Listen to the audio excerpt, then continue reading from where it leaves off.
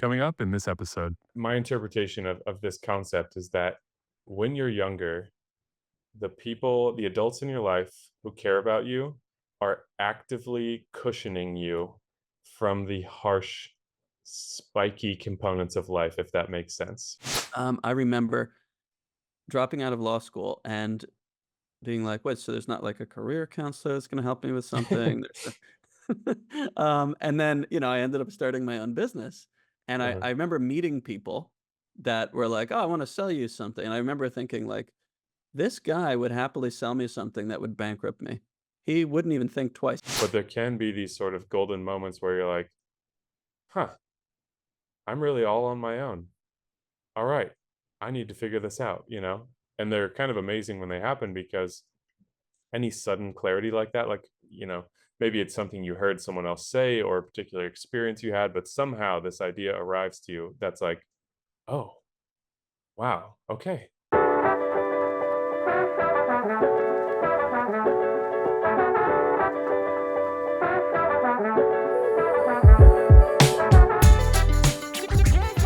Hey, everybody, I'm Cody. And I'm Evan, Welcome back to Men's Search for Meaning. a podcast where we explore concepts that we can all relate to and walk away with a deeper understanding of ourselves and what we think. So the other day, my son, who's in kindergarten, he got into trouble and we had to meet with the teachers. And they were just so nice. And they were all about how can we partner with you to make this a great experience for him and for his peers. And just the amount of sympathy and compassion and leeway they gave to him was very striking to me. I loved it, frankly. Mhm, I was like, wow, how nice for my son that he's, surrounded by people at a school that really want him to succeed. mhm, And it got me to thinking about how long that lasts in life if you do get it, because, this is a school that gives that, which is nice. And I think a lot of kindergartens would, but not everyone. It then connected in my mind to the fact that I took for granted being treated like a kid when I was a kid. Probably mhm, up until age, I don't know, 17, something like that. People generally regarded me as a kid and gave me kind of a wide berth as far as getting too upset with me, or, you know, thinking something I did, was unforgivable. It was always like, he's a kid. And I got the benefit of the doubt a lot of the time. And I remember that changing, and when I was treated like an adult for the first time, that was really clear to me, and I could mhm. tell people didn't really give a shit if I if there was a sympathetic angle to what happened to me. It was just like, "You're an adult, deal with it." And Yeah, it's continued that way, unmitigated, for the rest of my life. And I remember that, like, I think it's good, but that, we have to take full responsibility and we don't get so much sympathy in a certain way. That's kind of life. But I mhm. don't know. Have you ever thought about this concept before? Yeah, in a different way, which is interesting and consistent with usually how conversations go for us, where, whoever is introducing whatever idea we're talking about, even if we're recording or not, the other person usually has some experience with that, but generally in a different capacity. And that is true here as well. I think it's the kind of thing where my interpretation of this concept is that when you're younger, the adults in your life who care about you are actively cushioning you from the harsh, spiky components of life, if that makes sense. Mm, You know, mhm, they're mhm. providing food for you, they are providing shelter for you. All of those things they're doing at great burden to them, or even as an infant, they're waking up in the middle of the night to feed you. So there's all these ways in which parents or the supportive adults in a child's life are investing so much energy and resources into them. And you mentioned taking that for granted, and I think kids basically take everything for granted because Yeah. they don't know any different. They're just like, oh yeah, this is how Right. it is. And it's only Yep. later on that you're like, oh, that was pretty good. Yeah. um, Yeah. Yeah. so that's the way I think about it, and I've thought about this concept on my own, where I felt like as I have gotten older, I've been just surprised that a lot of things in life, this is gonna sound maybe a little pessimistic, I don't personally think it is, but that a lot of things in life were worse than I thought they were. And I think that's probably an indication that there was a lot of that cushioning there, you know? Mhm, mhm. And I think that's important. I think you can't lay the burdens of, the real world, so to speak, on a child at a young age because they're not equipped to handle it. It would probably create some sort of disordered view of the world that would, create negative consequences for them. So I think it's important to do that. But my thought, just from my own reflection of this on my own, and then from hearing the way that you associate with it, that the way you transition a child from that way of life to how things are going to be later, where you don't really get the benefit of the doubt from everyone, or those things of like when you see a celebrity giving an autograph to a kid and it's like it kind of warms everybody's heart.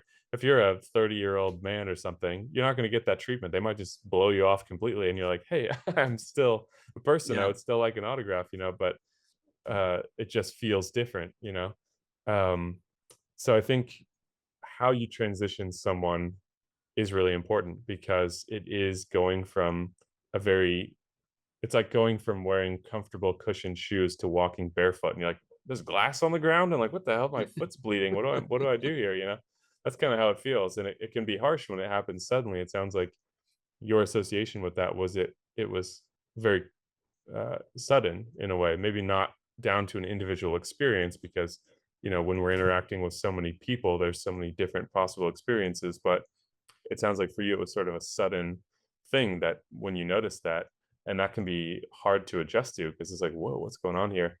And for me, it's hasn't felt sudden in that way, but it has felt relentless in a sense where I'm like, wow, so many of these things are so much more difficult. Like even just feeding yourself dinner every night sometimes is like, oh God, what the hell am I going to eat for dinner tonight? And that was just all taken care of. That's not to say that everyone has, all of these accommodations are made by every parent or every guardian, but by and large, kids are supported for a long time. And then it does kind of feel like there can be an abrupt or hard to adjust to ending to that. Yeah, that's really great. You really clarified the idea so well. I appreciate that you just kind of focused properly. Where I was Mhm. thinking of it as everybody's so nice to you, you were like, well, they're cushioning you from what the world is really like. Yeah. Because if you were older and you got in trouble, you did something that disrupted a system, a group of people that are gathering, Hmm. then people would be upset with you. They might ask you to leave, and there's probably not a lot of sympathy for it. Hmm. And that is actually the truth of the matter. That is the way the world works.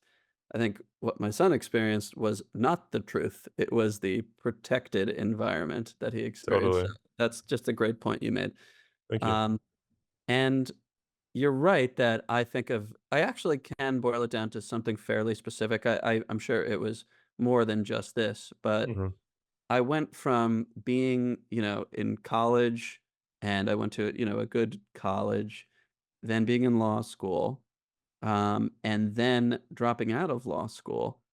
And the harshness of that was very, very sudden because when you're in school, you are coddled quite a bit. They try not to at the college level, but it's still like, are you really gonna like give me a bad grade? Some professors will, but some are like they have sympathy or whatever. But Hmm. you're still in this kind of fake system when you're in school where um, people are like trying to learn. The professors have their own kind of agendas. They want you to learn too, though. And you are not in the real world where you know people either have an interest in what you have to say, there's something about you that appeals, or they can kind of get from you or not. Depending on who you are and what you have to offer, you're going to get, either ignored by people or, could be all the way up to treated phenomenally.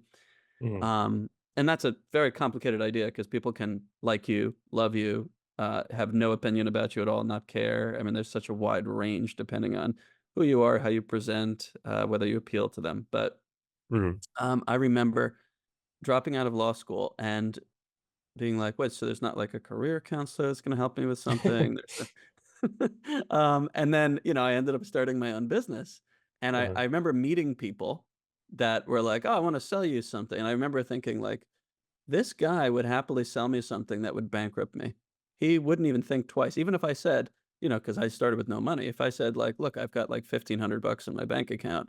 Um, so you still think it's worth me buying your, your audio speakers or whatever for my office for $1,500 or whatever?"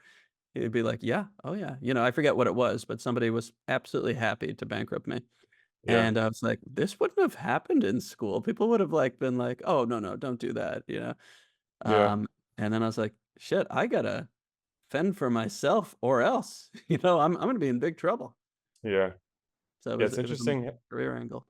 Yeah. It's interesting how different people come to this as well, because um, as usual, just generally, it's easy for people as individuals to be very grounded in their experience and to think this is how it works. And I think for most things, there's a spectrum where some people were, living on their own since 15 or something like that. And then there's people who are coddled well into their later years. It just kind of all depends on what's there. But it does show that to have that cushioned experience, someone has to be offering that to you. It's kind of like there's no such thing as a free lunch. It might be Mhm, free to you, but someone is paying for that. It can't just mhm. come from nowhere. Right. Um, so yeah, it's an interesting experience, and I would expect that many people have their own struggles as a result of how this was handled. There's some people who actually I've experienced struggle from being too cushioned. Oh, yeah. This idea of like, no, no, no, don't eat that soup. It's too hot for you. Or like, no, you can't do this. Don't go to this place. And even though that is a an attempt at protecting, it is an over cushioning that doesn't then allow that person to figure out how to do things. So I think one thing I'm seeing as I'm talking through this is that transition needs to happen, because before it happens, you're not really present in what's happening. There's sort of some insular bubble around you. And I think it's important for people to learn how to interact in the world as it is without people, doing all these things for them. So yeah, it's interesting to reflect on, because I keep coming back to the idea of that it's very important for that transition to happen, but how it happens really determines, I think, someone's success or potentially happiness or all these other things for years, if not decades to come, because the world is very harsh.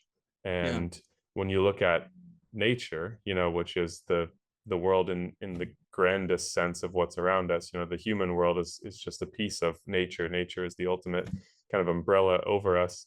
It's extremely harsh. There is a total lack of fairness. You can be a sea turtle born that morning and be ripped apart by a seagull within 20 minutes or 10 minutes Yeah, or 5 minutes. yeah. So as humans, we're very used to, because of the way maybe our parenting style generally is as a species, we're used to protection and this cushioning, and it is hard to adjust. So that's where I keep coming back to with this idea, is that that transition is necessary, but how it's handled plays such a big role um in I don't know how to define what that would be, but in someone's resulting personality and comfort and ability to do things. Yeah. And I would actually, change something about what you said. I think you brought us to exactly the right place, which is that transition when you realize that you're not gonna be protected anymore. Mhm, I don't think it's just how it happens, although that's very important too. It's how mhm, you handle it when it happens. mhm, And some of that is natural. Some of it is like inborn, like you just have a certain amount of resilience. mhm, Um, and some of it may have to do with the specifics of the situation. But, there are people that end up, you know, uh, leading a very high quality life and being happy individuals and successful in various ways that were, abandoned as children. And so their introduction was about as harsh as can be. Now, most, I mhm, think, don't succeed from that. That's a terrible scenario to put yourself to be in, to put mhm, yourself in a likelihood of success. But some people do, and I think those people may be born with a certain level of resilience that's really adaptive for them. mhm, But yeah, like how well do you react to that? I don't know. As I'm thinking about it, I'm thinking most of it is. kind of outside of your control, Hmm. um, because I I've I've realized that, like, while I can be stubborn about certain things or, I really believe in certain things, or I can have defensiveness or certain habits, uh, ultimately, I do have the ability to recognize when I'm wrong about something and then correct for it. And I Hmm. think if I didn't have that, it would change my life. And I don't know where I got that from, but I've Yeah. always had some ability to do that, and if you can't do that, you're just screwed. Yeah. Yeah, in many cases, or maybe most cases, you would be. It kind of reminds me of something that I'm trying to figure out what to call in this moment. And the only name I can come up with is sort of a golden moment, I'll call it for now, which is, you're describing someone potentially abandoned from a young age, or, given a very difficult transition from being cushioned to being out in the real world. And I think I would agree with you that for most people, they are going to struggle to be successful with that. But there can be these sort of golden moments where you're like, I'm really all on my own. All right, I need to figure this out. And they're kind of amazing when they happen because any sudden clarity like that, like, maybe it's something you heard someone else say or a particular experience you had, but somehow this idea arrives to you that's like, wow, okay, and then you can take a new direction, or it just kind of clarifies your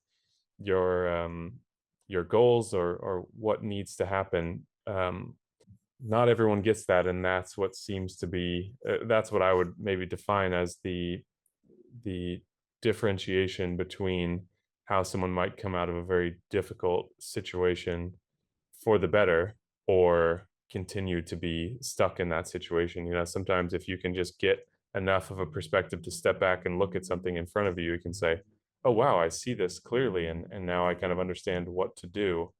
And Yeah. I would feel pretty confident in saying that the people that manage to make the best of a bad situation have an experience like that that allows them to go, okay. And it's hard to say where that comes from, whether that's something they can take credit for, whether it's something that comes from externally, just this chance encounter where things just happen to align and it just works. But I think that, I mean, that kind of thing presents itself in many different ways. It's sort of just a sudden bit of insight or clarity, or you have some sort of experience. But generally, I think they come out of uncomfortable situations. Uncomfortable situations are what force us to adapt. And we often fixate more so on the discomfort caused by those situations, and we want to vilify those situations, or keep ourselves away from them. But failure or just strong discomfort can be one of the best motivators for action, or to make something happen. When things are just comfortable enough or just uncomfortable enough, it's easier to sustain that, and it might be unhealthy for you. But when there's this strong moment where something suddenly happens, it can click things into place and allow someone to really flourish from a bad situation. That's right, it can, and I'm thinking about, it's a really interesting little moment that we're talking about here, where things aren't going well for you, or you are shocked by the lack of, support or comfort that you have, and it's up to you to adapt or not. And I think in those moments, it's important that you recognize the truth of what's happening, that you actually say, "Oh, I am alone right now," if indeed you are. I think, none of us are usually totally alone. There's other people there that would offer some support. Hmm. But, in that moment, it certainly feels like it because compared to what either was happening before or what you thought you had, and that's probably the case even more, you just have this kind of idea like, I really thought, people were gonna, show up. And when you realize that you're alone, I think that's the first step. It's very important to just take that in. It's very painful. And then the second step is just recognizing, oh, I have tools to deal with this, so I'm alone in this, Hmm. in this situation, whatever it is. I have tools. My brain works. I have some resources, whatever those resources may be. And I don't know how exactly, but I'm going to find my way through this situation and get to a stasis, a comfort. Um, Yeah. For me, the key there is being present with the reality of a situation. There's so many reasons, like being alone, whatever it may be. There's so many reasons that we try to avoid that because it is uncomfortable. Hmm. Reconciling or coming to terms with and then reconciling a bad situation can be extremely painful and can push on other existing triggers that can make it more likely to avoid that. But there's something very powerful about taking stock of where one is and being open to that, saying, like, wow, this is totally fucked up, or, something like that. Not to say how that comes across or what that realization is like, but to be honest and open with the reality of a situation, I think is the only way to then get out of that situation. And, it's kind of the classic thing in men of, being like, oh, I don't need to go to therapy. It's like, just man up and deal with it. And, maybe not everyone needs to go to therapy. I personally feel like it's like going to the gym for your mind. It's like forces you to do hard work that then makes you stronger and allows you to improve your overall health. But many people don't feel that way and they try to just kind of push these things away, but they don't go anywhere. You can maybe push them out of sight so you're not seeing them, but they don't go anywhere. Yeah. And so part of what helps people move on from that or come to terms with a hard situation, like you were saying, is to be able to look at what's there. It's like if you wanted to clean a room you were in, being willing to look around and be like, wow, this is really dirty, or like there is junk everywhere. There's a lot of deferred decisions here. That can be very powerful. And despite the discomfort there, that can be the thing that allows you to then change that situation.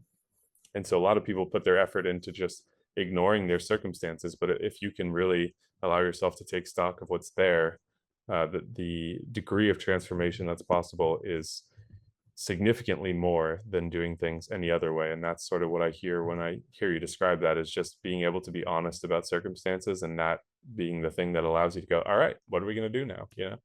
Mm. Yeah, and we don't have to go too far in this direction, but I would be remiss not to say it, that we're talking about being able to see where you're at clearly, see your circumstances clearly. Hmm. And it is one of the most powerful defense mechanisms that children have to not see what's going on clearly when what's going on is too much to handle. Yeah. Um, and so I think many people, some psychologists call it dissociation, but essentially you push it away, you make it blurry, you bury it so that you don't have to deal with it because you cannot properly process it as a child. So that defense Yeah. mechanism in a child ends up just being present in the adults because it hasn't changed if they haven't Yeah. worked it out. Yep. And so it is actually very hard for many people. I don't know how widespread it is. I imagine it's very widespread though, Yeah. uh, to see things clearly. What we're talking about, I just don't want to say lightly as if it's easy all the time. Sure. Yeah. No, I appreciate that because I think that wasn't present in my summary of the situation. And that is a very important piece, which is not like there's something wrong with you if you haven't done this, or it Yeah. should be easy, but it's not easy for you. That's not the case at all. I think that the reason why it's very uncommon for people to be able to do that is because it's extremely difficult and it's an acquired skill. It's something that can often be modeled for us when we're younger, which can allow it to be then easier for those Mm, individuals doing it later in right. life. And there's some people that don't receive that at all, and that makes it extremely difficult to do. Yeah. Um, so yeah, that is a good point. I don't think it changes the degree of responsibility around doing that, and I don't think that's what you were meaning to say, that it should change it. But it's good to mention that this isn't supposed to be easy, and a lot of the Mhm. most important things are, I don't want to say hidden behind, but are behind tremendous amounts of effort, right? I think a Mhm. lot of the best things in life come from effort. And, exercise is the perfect analogy for that. Like, lifting weights, running, whatever form of swimming, whatever form of exercise it is, if you're going to get the best benefits, it's going to be extremely difficult or maybe very difficult to sustain on a long-term basis. Not that you should, work out to the point of vomiting or something to feel like you're actually doing enough, but life, I think, is supposed to be hard as much as that can be true. It just takes a lot of effort. Maybe that's a better way of saying it. So Mhm. helpful thing to acknowledge, important thing to acknowledge, um, and maybe just another reminder that it's important to give ourselves some compassion, and some space to go, this is hard, and Yeah. to feel validated in that because that is important. And not to say that someone should say, this is hard, therefore I'm not going to try it. That's, I think, where it takes a bad turn. But um, we certainly all have our own struggles that have the potential to push us, near to our breaking point. But generally, that's an indication that those things are extremely important for us, and that's where a Mm, lot of growth is waiting to be had. very true. For some reason, what you're saying is bringing me in a slightly different direction. I'm kind of going back to the top of what we were saying. Um, this this transition moment between childhood and adulthood, where you have to take responsibility for what actually happens in the world, which happens to be a bunch of difficult stuff. Yeah. Um, it strikes me that not everybody takes that in stride, and some people continue to avoid it for long periods of time. And I just randomly had my mind wander when we started this topic to celebrities, and I was like, there are undoubtedly celebrities that are just followed around by people that make their life easier and tell them they're awesome and they were right about whatever they were arguing about with their spouse or whatever, and um, coddle them like a child, I would think. Okay, so Hmm. that's a tiny subset. So I'm not really concerned with it as, as it relates to our audience. But then I was thinking there probably are a lot of people that go into long-term relationships wanting to be coddled or being protected by their partner. Hmm. Uh, I don't know how big this group is, but I've definitely met some people that would fall into this category. So Hmm. um, yeah, it just strikes me as kind of interesting that it doesn't have to end, but that's of course to your peril if you don't accept the reality of what the world is like. I mean, we all want to be shielded from discomfort. I mean, for Yeah. sure, I feel that way, but to at least know what's there seems to be a good idea, and to have some basic skills for dealing with what's there in the world. Yeah. Yeah, that is a space where it gets very complicated. And I think that's what many people would define as enabling, where it is sort of a negative trait or an underdeveloped trait or underdeveloped skill that someone else is then is stepping in to do for you. And, in the space of celebrities, someone's stepping in to do that because they're being paid. That's probably the most common thing because, like, I couldn't build my own car. So I'm relying on someone to build my car, and I'm paying them for it. So, you know, as a stretch, that could be defined as coddling me to some degree, so I think it's common. That kind of thing is common, but it is a spectrum. And where that brings me to is, and this is true for so many situations, I come back to this all the time, is how important balance is, right? It's very easy to be out of balance, to swing to one end to the extreme or the other. And all of us do that in one way or another. We might be able to be balanced in many ways. But in that sense, I think balance comes up again. And I think, maybe in a healthy relationship, it's a give and take where Mhm. sometimes you're offering that to your partner because it's very comfortable, and sometimes they're giving it back to you. And that potentially being part of a very healthy relationship. I don't think this is something that we need to banish from our lives, but I think we do need to be able to handle most of those things for ourselves if we want to be self-sufficient and not dependent on other people to do that. We're always going to have some dependence because, like I pointed out, I can't build my own car. So I'm dependent on an industry that's able to provide that for me. Or most people aren't going to go hunt for their own food. Many people do, but the majority of people don't. So there is some reliance there. So I think for me, reliance isn't the negative part, but it it brings in the importance of balance and trying to um, think about balance in terms of how we develop ourselves and our skills in situations. Mhm.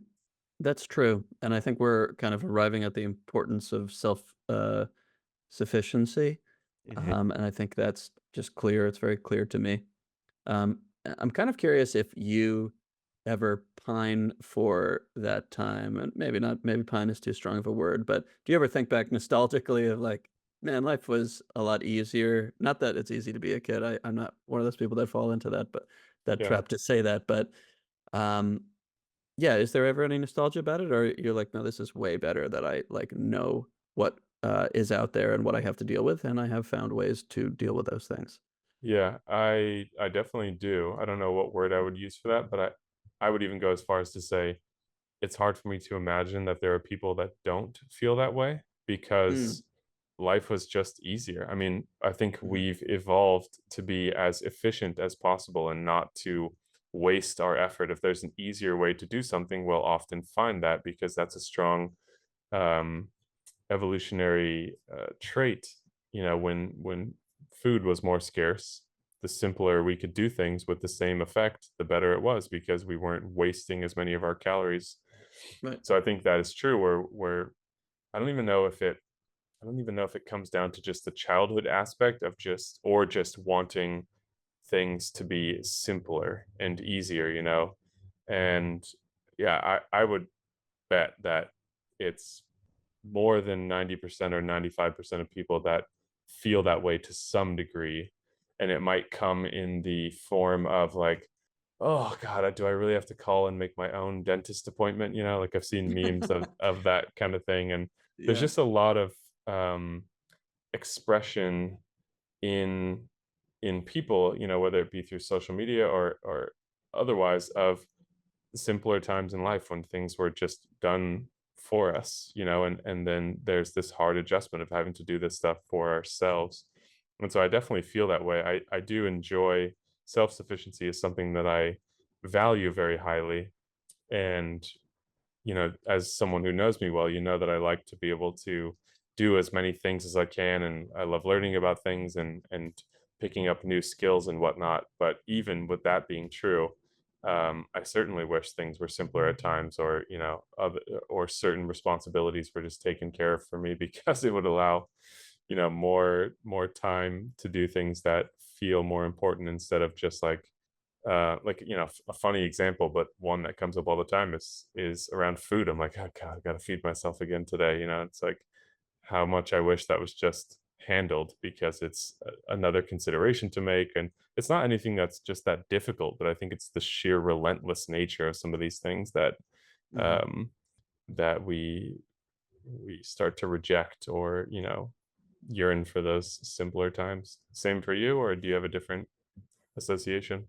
Yeah, no, I think I do, think about those times, fondly, and I really missed them when I was, like, in my 20s and I was out of them. Hmm. I was kind of shocked by it, and in fact, it's coming up for me that I tried to, um, prolong that feeling of, protection by, 'cause I was fortunate enough to start a business and have some success enough that I was able to have an assistant, and Hmm. I would have my assistant do all my appointments and everything. So in Hmm. effect, they acted like parental or something like that in terms of the responsibilities that I gave them. Not all of them, obviously, not nothing emotional, just Hmm. the pure drudgery stuff The or occasional bureaucracy. bedtime story. Once in a while, okay. Um, but when I look back on it, it was nowhere near as satisfying as someone doing it for me because they wanted to, because they loved Hmm. me, or because they liked me would have been enough. Yeah. When someone's doing it purely because you're paying them, it is kind of an extension of doing it yourself. Yes, Hmm. it's easier, but it doesn't have that warmth and protection, that feeling that we're talking about. I don't think anyone would ever nostalgize about a time when they paid people to take care of responsibilities for them, and I think it's an interesting distinction even though it sounds obvious when I say it like that, because Yeah. I really tried to prolong it, using money, and, I wouldn't say it fully worked even though I didn't know it didn't work for a while. I just never thought that much about it at the time. I was kind of, uh, just on the mission to not grow up so fully, which Yeah. in retrospect, was a mistake, but Yeah. would have been But better to one, just accept it, yeah. yeah, but probably one that you needed to make. It sounds like that was you had the means to do this and you had the desire to do that. And that means that you're then going to find out whether that is something that works for you or not. And you took the words out of my mouth calling it an interesting distinction because that's exactly what came to mind for me. I think many people have not been in that position. And so to hear that something that someone else might yearn for, of like, oh man, wouldn't it be so nice to have someone do this for me or do that for me, might not feel the same as they think it would, because what you're pointing out is that a significant part of how that happened for us in early life is missing. Yeah. Parents doing that was out of wanting to protect you, or out of love in the majority of cases, and not because you as a child were paying them to do so. And so it's just going to feel differently, and that might be a helpful thing to hear for a lot of people, because it sounds like from your experience, oh, this is not as satisfying as I thought it would be. And I think for many people that could be like, okay, maybe this is just a transition that I need to make, and that's the way it is. And like with all transitions, it's the hardest right at first, because that's where you're feeling, it's like getting out of hot water and going into cold water. That first instant is the hardest one, because that's where you are suddenly experiencing this strong juxtaposition that you would prefer not to be experiencing. So you get in the water and you go, or something like that. And then maybe after a minute or something like that, you're like, okay, I can handle this. I think Mm. it's a slower transition moving through phases of our lives, but generally it's for the better if we can figure out ways to rise to the occasion, or if we can find other forms of support that are there, to assist in the transition. But generally, I think it's a good thing. I just had a funny image come to mind, but generally it's a good thing to go from childhood to adulthood and to gather those extra skills, and then you don't have to be one of those people who dresses up in diapers and wants to be wants to be coddled by someone that they're paying, which is, just so you know, if you're avoiding any transition right now, that is what's waiting for you on the other end. So make sure you take it seriously, or you'll be an adult in diapers. Not to kink shame anybody, but It's fun if you do it for kink reasons, but if you need to do that to feel good, then, that's not ideal. yeah, it Uh, is. maybe just the last kind of question I want to ask, because I do think the topic has unwrapped a lot of interesting layers here.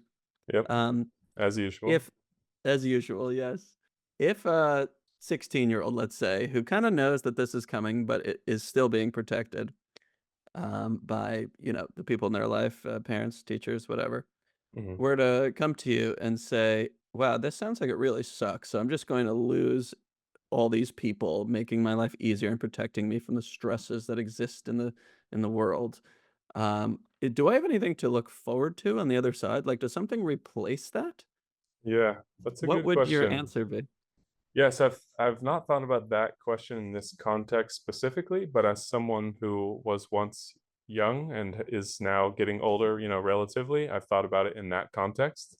And Hmm. it's very easy to be frustrated on the surface level with all the negative effects of aging. And, granted, I'm quite young compared to what people live to, so I'm not trying to complain in that sense. But, loss of youth or all that kind of stuff is something that I would think everyone feels to some degree. You think about all these things that have changed for you that you wish hadn't, or whatnot. But with a little careful looking, you can see all the things that have gotten better. Like, there's something really nice about being more capable. Like, we think of all the positive aspects of childhood, but there was once a time where both of us would have cried and been terrified of just being separated from an adult in a grocery store or a museum or something. And many people have probably had that experience. And, that's a pretty negative aspect of childhood, that we are that dependent that we just can't exist on our own. So there's something that is very nice in aging, or in this transition overall, where you if you rise to the occasion, can grow to be very capable, can fill your life with a lot of things that give you meaning and things that you weren't able to do. And so if you're just focused, this is advice to that younger person that you mentioned, if you're just focused on what you are losing, then you will be disappointed, because you Hmm. will lose those things. Things do change. That is what happens. But if you can shift your focus to the things that you will be gaining, or if you can take that responsibility on gradually, I think you don't just do that overnight, but it's a muscle that you develop. There's a lot of fantastic things waiting for you. But if you stay fixated on what you are losing, then you don't rise to that occasion. And I don't think you're able to take those things on. And then you just stay frustrated with how things have gotten worse, and aspects may get worse, but it's kind of like a breakup. Maybe it was a relationship that you were particularly happy in. Maybe it wasn't even the right relationship. But if you just focus on losing the relationship, then you don't get to focus on what other things can be waiting for you after that. And I think it's really important to try to keep our focus in that direction because that's the only direction that is a certainty. Yeah, what a great point. It is a genuine loss. However, there are things waiting, part of the question is what is waiting? And Mm, I wanna hazard an answer here. Um, and I would say something in the realm of options, because in order to be in uh, inside a feeling of protection, you need to be within a system, a mhm, parental system, a school system, whatever it is, some sort of smaller group system. mhm, Um, it could be a larger group system, I suppose, but that's what confers the feeling of protection upon you. But mhm, when you gradually exit that system, you are losing the protection. Yes, you must mourn that. That goes away. That's what this topic we're talking about is. However, you then are in a world that you can choose your own adventure. So you can branch out from that clique of friends that you have been hanging out with in high school. That's like your people, as much as you may love them or miss at least one of them. There's all kinds of people that are more your people that are out there. You have that opportunity. You have the mhm, opportunity to decide what to do with your time. You have the opportunity to figure out what you want to eat and what your sleep schedule is going to be and what you want to occupy, your time in the evenings and, who you're going to couple with and spend your life with. And all that's very, very beautiful. There's mhm, actually many beautiful things that come only in adulthood mhm, and quite a lot of wisdoms. It's kind of fun to navigate the world when you know a little bit more about how the world works and how to operate in it. And mhm. none of that exists when you're a kid. So that's I would put that complicated series of ideas out there Yeah, as perhaps the what's next if somebody's wondering what could replace the goldenness of what I'm losing here. yeah. And I think it's a great point. The only thing I would add is that it's an opportunity. Those are things that must be pursued and Yeah. seized. It's kind of like, maybe this is not the right analogy, but this is what came to mind first. It's sort of like hunting. It's like there's all this game is out there, but it doesn't just fall into your lap. You have to then figure out the skills required to go after these things. And so it's work. I mean, it's again coming back to working out. It's like everybody wants, or maybe not everybody, but many people want that physique of doing all that exercising, but it's hard to do, and there's a lot to learn and you make mistakes and maybe you get injured and Yep. whatnot, but that's just what the path looks like to get there. And so if you Yep. can sort of accept that and rise to that occasion, then fantastic things are waiting. And I'd also like to just add to that, since we always like to come back if we can at the end to what does this mean for people listening. And I have to imagine that people listening and or watching are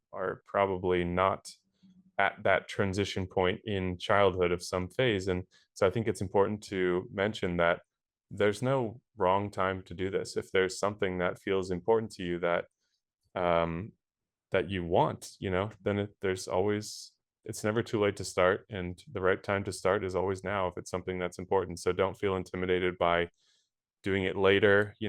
Once you start to make some progress, I think you only feel good that you're doing it. It's a tremendous source of pride. So if that's a position that you're in, I think we could both confidently say, get after it. See what you can do. You're going to make mistakes. It's going to be hard. You might not know what to do sometimes, but if you know what to do, what your next step is, all you need to know is what your next step is, not what you're going to do 100 steps from now. So as long as you know what that is, I would urge everyone to do that and pursue the things that matter to you, because that's what this stage of life is all about, I would say. Absolutely true. Such a wonderful point. I'm really glad you brought it back to that, and I would just underscore that all of us, evolve certain parts of our lives later than we think we're supposed to. Hmm. Some of us are like, man, I didn't think about this. I didn't evolve in this aspect of my life. For years later than people do, whatever that means. It doesn't make it any less sweet to do it. It still feels great to do it at whatever stage. You just get to enjoy it at a different time. Yeah. So yeah, totally love what you said. Yeah. Thanks. All right. Should we do some Facebook finds and then wrap up for today? I got some funny stuff for you. Let's do it. All right. It's time for Facebook Finds. Okay, so on today's Facebook finds, I think we have some funny stuff for you. We like doing some humor at the end of potentially a more serious discussion for people. So hope you guys enjoy this. Let us know what you think. It's just a little bit of delight in the bizarre. All right, Evan. The hell is this? Revolve shoes. Oh What my God. a Oh. what a foot, huh? Oh my It's God. it's hilarious to see that this is like a knee-high lace-up shoe of some sort, but to do it with pants on, with a very masculine foot and some foot that have seen some wear. These feet have walked some hard miles, I think you could say. Potentially in an otherworldly realm, like perhaps in some sort of like gremlin kingdom. Um, wow. Is Never this a been. man's foot? Is this a man's foot or is this a woman's foot? I don't think it's possible to know. It looks like a man's foot to me, based on the amount of hair and whatnot. But says never been used. So Wait, it says the shoe has never been used, yes, never been but used. but he or she is Only wearing it. well, they're modeling it. They're only Oh, they modeling it. modeling. It's never been used other than this one modeling shot. Yes. All right. Ooh, So we that was disturbing. Thank you. we're crossing quite a variety of things here. So next up, something perhaps a little more practical for you. Like a nice pump or something. Okay, let's see what it is. Oh my God. Some What is that? homemade some homemade sausage and cheese. Ew. The thing that just blows my mind, like I have nothing against people trying to, figure out how to make some money in whatever way they can or with whatever skills they have, but it's funny that this is on Facebook Marketplace because that seems like a place that's sort of like a garage sale, and this is like, and they're not even labeling what they're selling. You just got some cheese, I guess, some bread looking things, some very dry sheets of jerky, perhaps, a container of a golden mystery liquid, some fruit, and then just if you go to the third to last picture, the garbage bags full of sausage were just a great image for me. It's like some people were like, "How do I make my food that I'm selling the least appealing it possibly can look?" It's like pure utilitarian presentation. They're like, well, we got food, we got garbage bags, boom, we're ready to start a business. Yeah. I get the sense they're genuinely trying to sell, but they just Yeah. have the opposite of a marketing mind, whatever that is. I guess we're seeing what that looks like if someone can't even think for a moment about the experience of the other person who may be interested in buying this. Yes. All right. This next one I know that you are going to like since you've talked Okay. about looking for this kind of thing in the past. So this is just in case this is a purchase you want to make. All right, this is just funny. It's just a close up on the deteriorating teeth of Chewbacca. And it looks so homemade. And they're saying 1996 elusive concepts Chewbacca life-size replica head limited to 7,500 pieces. They're trying to pass this off as a genuine replica, and this looks like this was made from, oh, I don't even know what what this looks like it's made from.